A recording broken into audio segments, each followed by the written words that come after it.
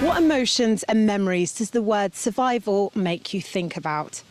In the Jewish community alone, so many people have stories to tell about survival. So I've come to North London to speak to World Jewish Relief about a new microsite they've launched, documenting the stories of survival within the Jewish community. The microsite storyofsurvival.org is an interactive map that documents Jewish people's family history and tells the stories of Holocaust survivors. The site is an online space where family details, including birth and marriage certificates, photographs and audio extracts, can be uploaded and viewed online. We're in a digital age now. We're able to capture really inspirational stories from across the generations that can be used and passed down for generations to come.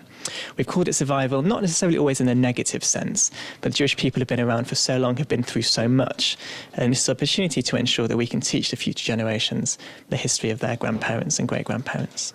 The campaign was launched to mark World Jewish Relief's 80th anniversary. Previously known as the Central British Fund for German Jewry, the theme of survival has been at the heart of World Jewish Relief since its launch in 1933. During the Second World War, the charity helped save the lives of thousands of children through the Kindertransport. World Jewish Relief's Richard Verber told JM1 that the survival site has helped him learn more about his family's history. And one of the things that I discovered through doing a bit of research for this was my own family's history, and I wanted the opportunity now to record that on here.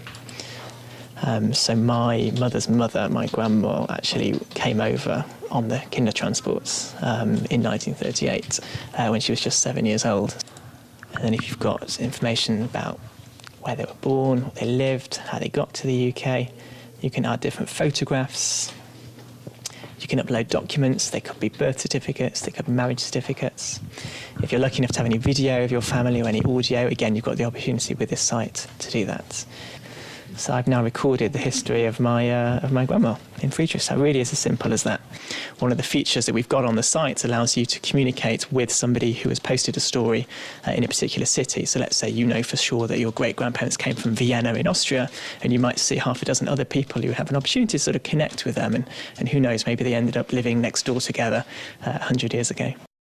And the interactive site also gives users the opportunity to request family records. In our archives, about 70,000 records of Jews who came over on the Kindertransport. This dates from before the Second World War up till about 1940.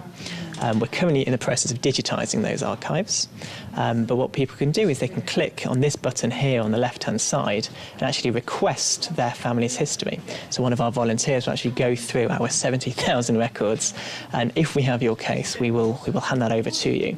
And again, this is very simple to do. Just filling in your name, your email address, and your telephone number, and you can request details of somebody you want. So why not embark on a personal history lesson today? Visit storyofsurvival.org to learn more about your family history and record it for future generations.